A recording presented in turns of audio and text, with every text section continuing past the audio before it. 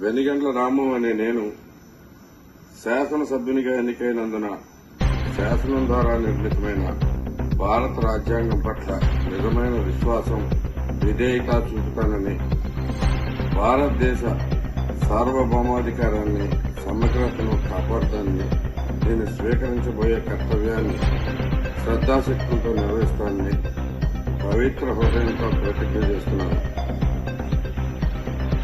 ఆంధ్రప్రదేశ్ శాసనసభ్యుడైన వెనిగండ్ల రాము అనే నేను శాసనసభ నియమాలను కట్టుబడి ఉంటానని, వాటిని అనుసరిస్తానని, సభా మర్యాదలను పాటిస్తానని, సభా సాంప్రదాయాలను గౌరవిస్తానని పవిత్ర హృదయంతో ప్రతిజ్ఞ చేస్తున్నాను.